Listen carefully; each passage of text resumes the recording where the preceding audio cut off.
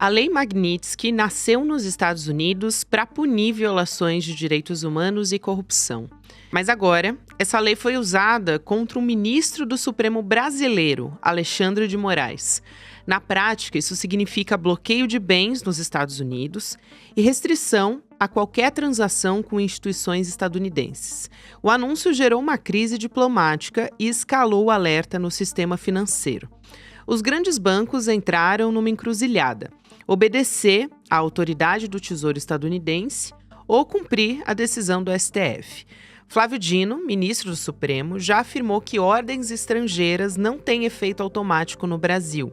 Segundo ele, qualquer decisão só vale por aqui se passar pelo crivo do Superior Tribunal de Justiça. Mas, do outro lado, existe o risco de retaliações. Em casos semelhantes, bancos europeus pagaram multas bilionárias nos Estados Unidos por descumprir as sanções. No mercado brasileiro, papéis do Itaú, Bradesco, Santander, BTG e Banco do Brasil já refletiram esse clima de incerteza. O Banco do Brasil chegou a dizer que está preparado para questões complexas de regulação global. Na prática, o setor financeiro está preso entre duas jurisdições em choque. Qualquer movimento pode trazer consequências pesadas, seja no Brasil, seja nos Estados Unidos.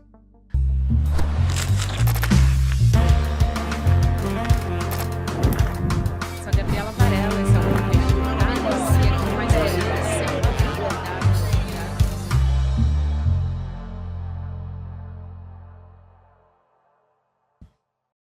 Olá, seja muito bem-vindo, seja muito bem-vinda. Eu sou a Gabriela Varela, esse é o videocast em Detalhes que está começando. E aqui, sempre com um convidado ou uma convidada, a gente vai analisar uma temática, mergulhar numa notícia importante do momento. E hoje eu vou conversar mais uma vez aqui com a economista do ICL, também apresentadora, nossa analista, Débora Magan, historiadora também. Eu sempre tento trazer o currículo todo da Débora, mas é difícil. Às vezes a gente acaba esquecendo de alguma coisa. Débora, bem-vinda mais uma vez. Obrigada, Gabi. Bom dia a todas e todos que estão nos assistindo em casa. Hoje a gente vai entrar num assunto Complexo. vespeiro. Aqui. Complexo. É. Eu quero trazer aqui uma fala. Eu estava ouvindo a Camila Vilar Duran, ela é professora associada de Direito da School of Management, que é da França, falando desses limites nesse debate que a gente vai tratar a respeito da aplicação da Lei Magnitsky.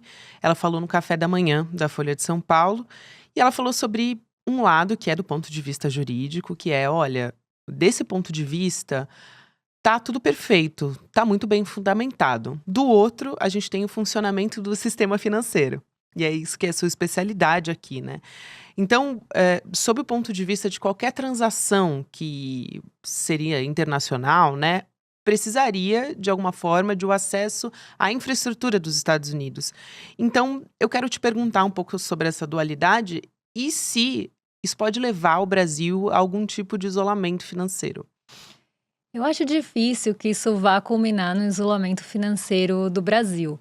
E aí acho que a gente precisa entender um pouquinho, né? Eu sempre falo que a gente precisa entender as caixinhas, porque existe muita confusão por parte das pessoas em relação a essas instituições, o que cada uma delas faz, o que isolaria o Brasil, por que é que as pessoas estão misturando o sistema SWIFT com a Lei Magnitsky, porque a gente tem um fio condutor aí no meio que é o dólar.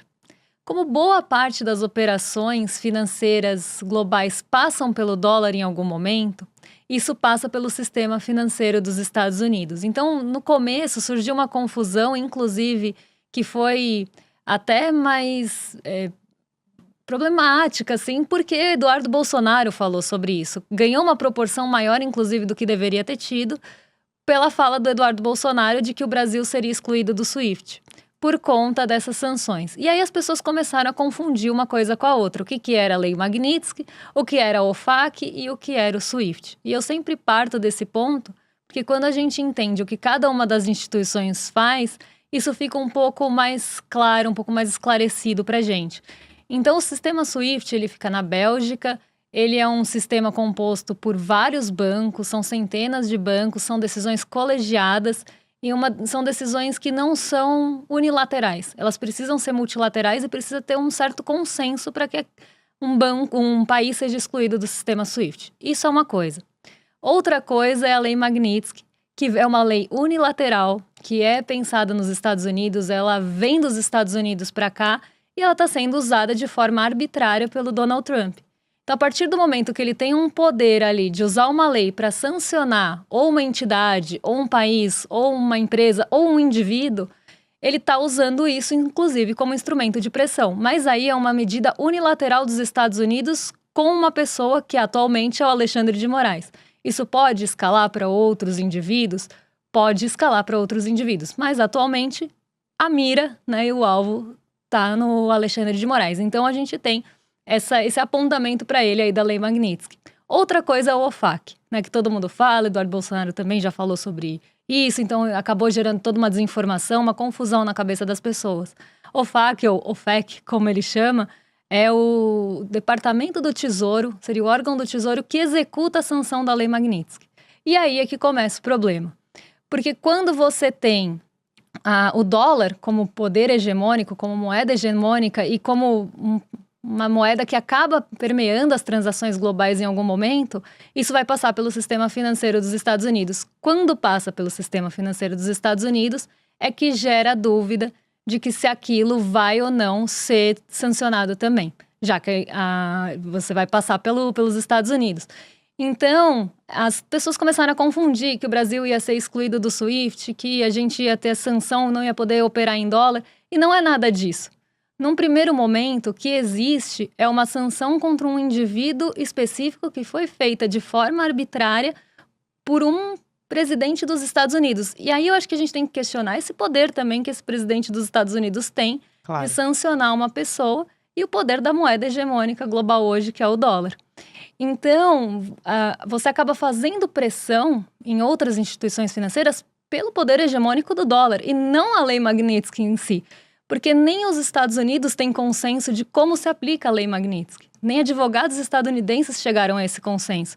Se você vai só sancionar as operações daquela pessoa de comprar dólar ou de ter ativos fora do Brasil, será que você precisa sancionar a ponto de a Visa, a Mastercard não poder transacionar com aquela pessoa porque são empresas estadunidenses, são empresas que estão ali em solo americano?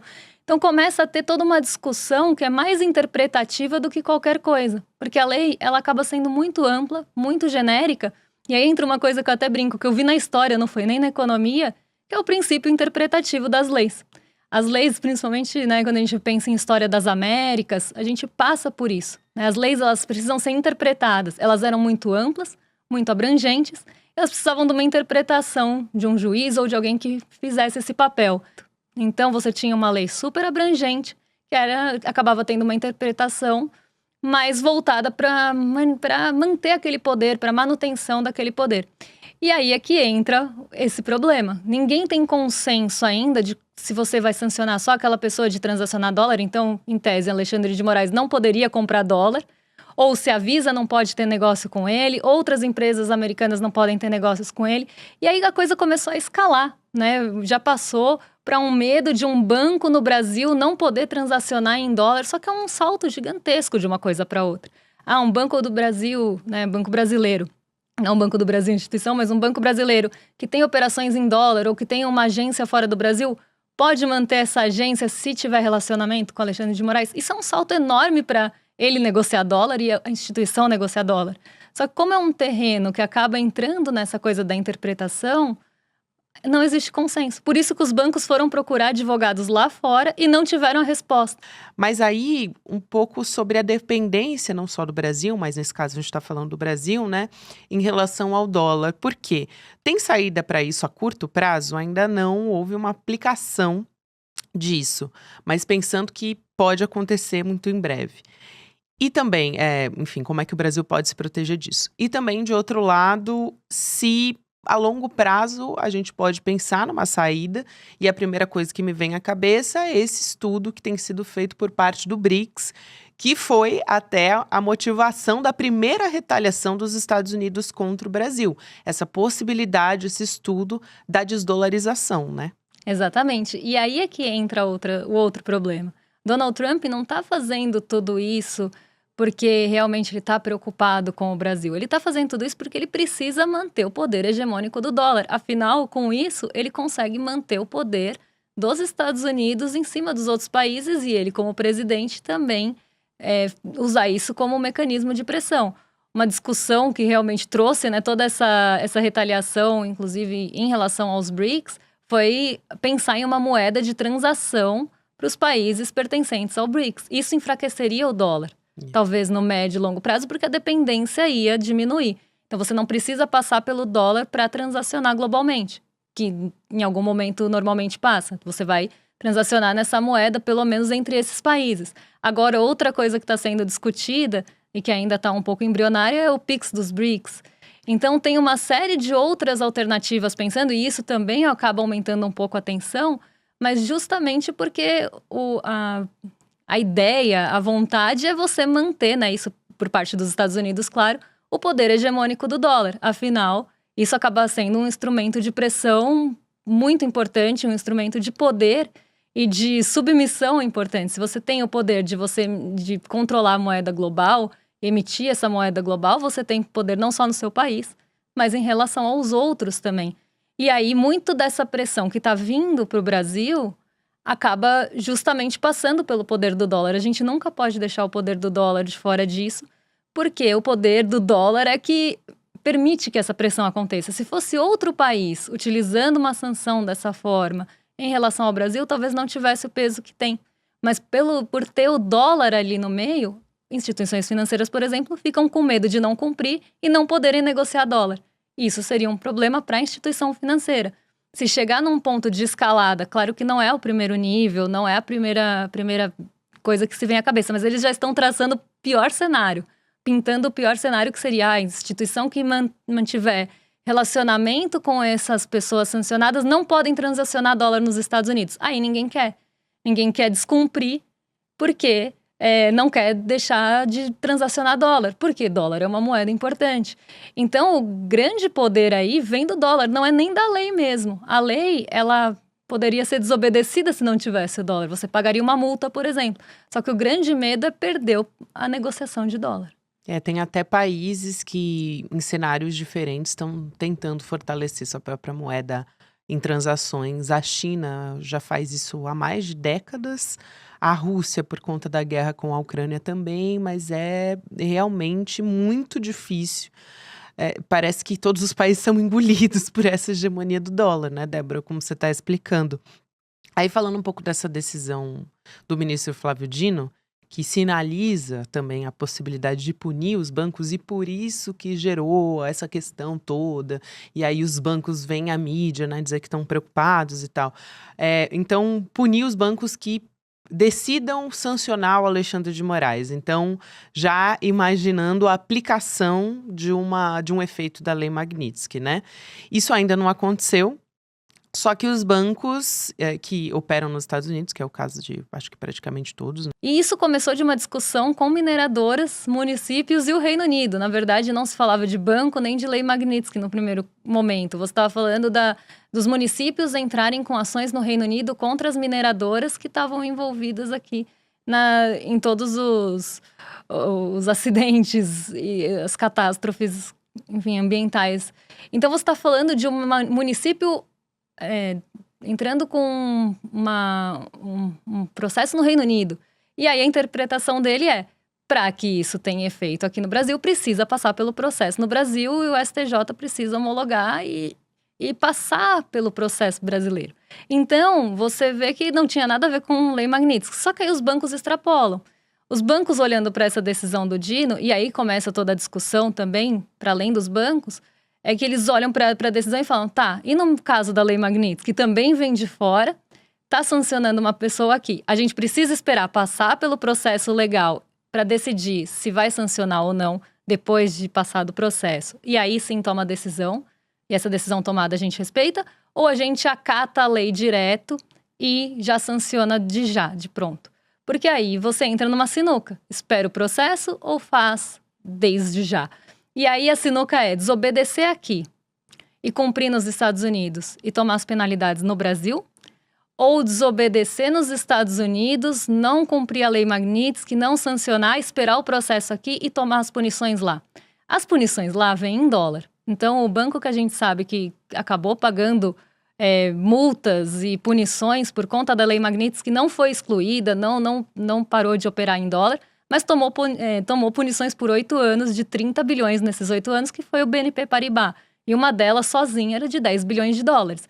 10 bilhões de dólares para um banco vai pesar aqui no Brasil, até porque a gente está falando de dólar. Então, pensando financeiramente, o banco provavelmente escolheria descumprir aqui, entrar no litígio no Brasil e aí acatar a decisão dos Estados Unidos para não pagar a multa em dólar. Isso num primeiro momento, né? Porque a primeira punição realmente normalmente é multa. Então, não ter que pagar a multa nos Estados Unidos, porque isso pesaria para um banco pagar ali em dólar. Mas você aí nesse processo, você também ajuda a pressionar seu próprio país. Então você está acatando uma lei arbitrária, que foi considerada inclusive absurda, como você falou, e acaba pressionando o seu próprio país. Então, fica realmente uma sinuca, não só um mal-estar, mas um mal-estar econômico de não saber para onde vai. Só que aí também os bancos começam a pensar em outros cenários, que era o que eu estava falando. Eles começam a pintar piores cenários. Então, se eu descumprir e não sancionar Alexandre de Moraes, eu vou tomar uma multa no primeiro momento. Se eu continuar descumprindo e operando com pessoas sancionadas, será que eu vou? Porque aí o grande medo do banco é: eu vou entrar na lista da OFAC? Porque se eu entrar na lista da OFAC, eu que não vou poder ter operações nos Estados Unidos, ativos nos Estados Unidos, operar dólar, como o Alexandre de Moraes.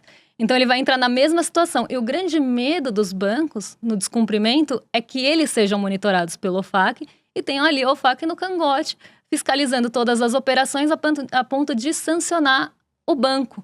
Então, você vê que são cenários que começam, né, lá nas mineradoras brigando no Reino Unido, e já tem um pulo para eu não vou poder operar nos Estados Unidos, vou ter que encerrar minhas operações fora, não vou poder operar dólar. Só que é um abismo entre uma coisa e outra. Nem aconteceu a primeira decisão, né? A coisa não tá ali, nem teve punição ainda. Só que os bancos, com tanto medo que eles têm, tanto receio que eles têm justamente, e aí eu vou ter que ser repetitiva, por conta do dólar, eles acabam acatando a lei de fora, tanto que teve cartão já bloqueado, existe toda uma discussão sobre fechar contas ou não fechar contas, e isso está acontecendo.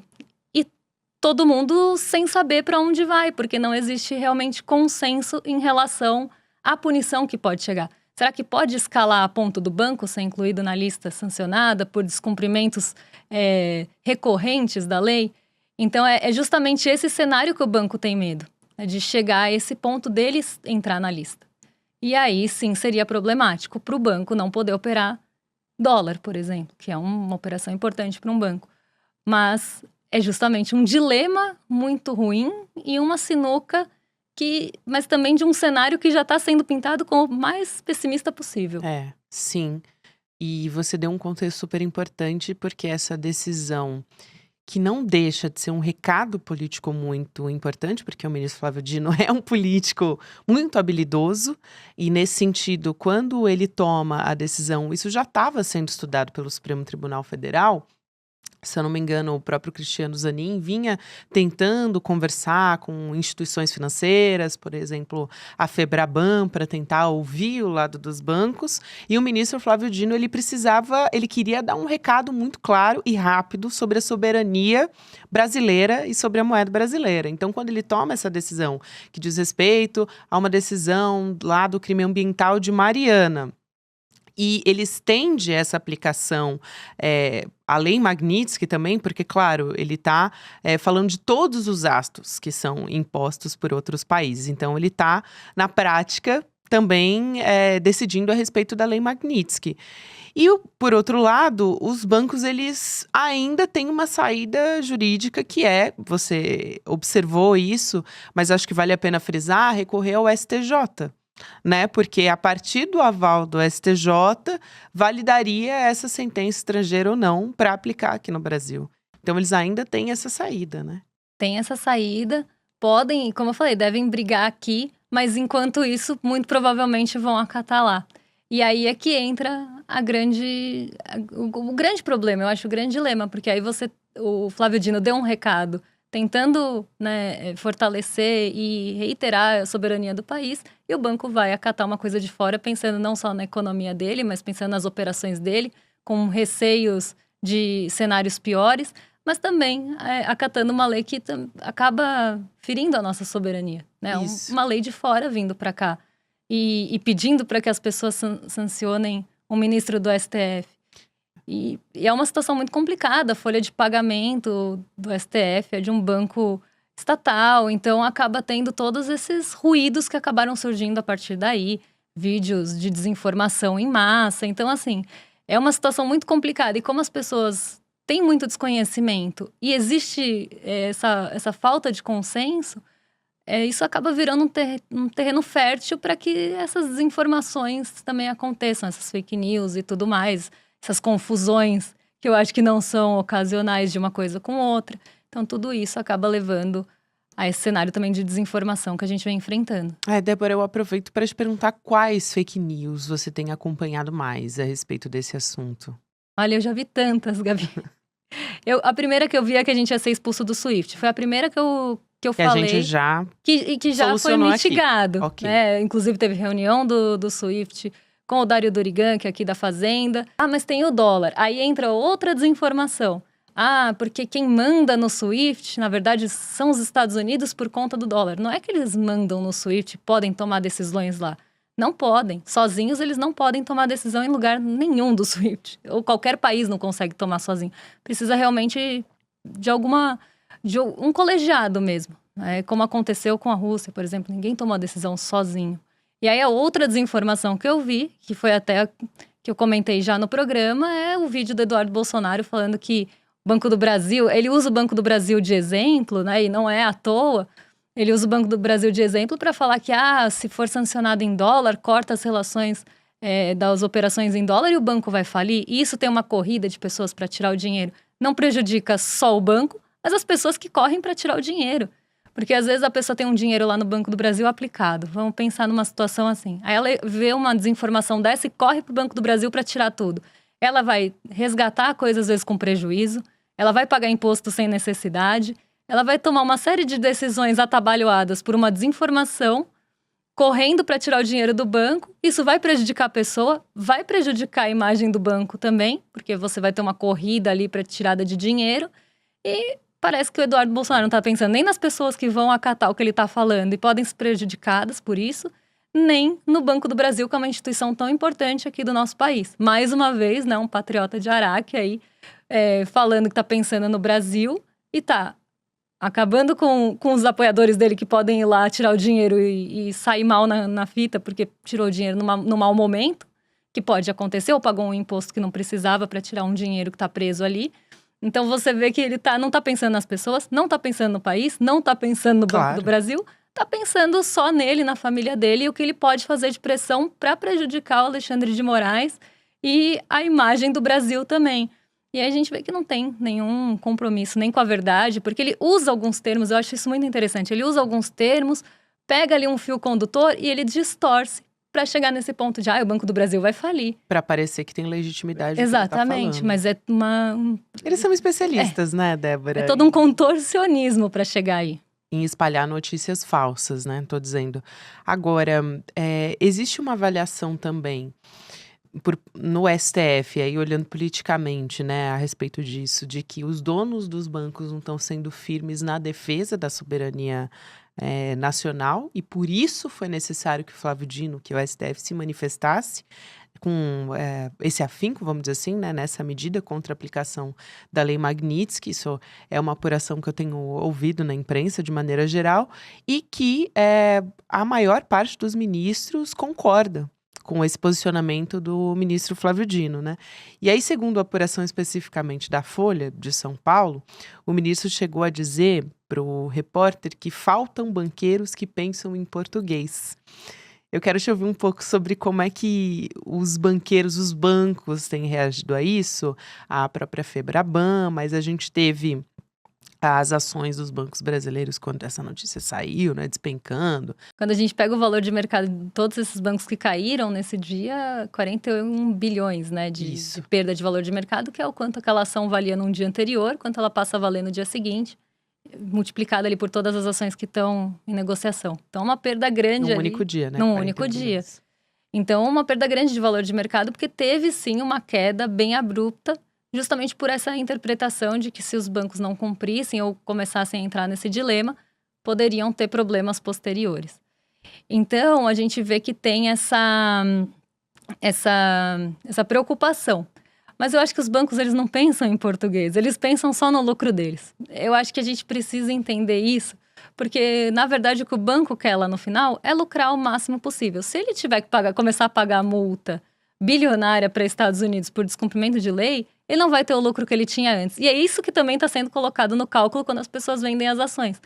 Porque se eles optarem por esperar o processo correr aqui no Brasil e começarem a receber sanções e forem punidos, o lucro não vai ser o mesmo que era antes. Então, vou vender antes, me livro desse papel e depois eu vejo, até compro mais barato. E aí, o outro ponto que eu queria chamar a atenção é para a especulação que isso acaba causando, porque você tem uma desvalorização de papéis que têm bons fundamentos, que são papéis ali que normalmente trazem bons dividendos, trazem lucro, tem valorização. Você desvaloriza eles por um medo, por um pânico, e aí eles ficam mais baratos depois para serem comprados. Então, a especulação ganha muito nesse cenário.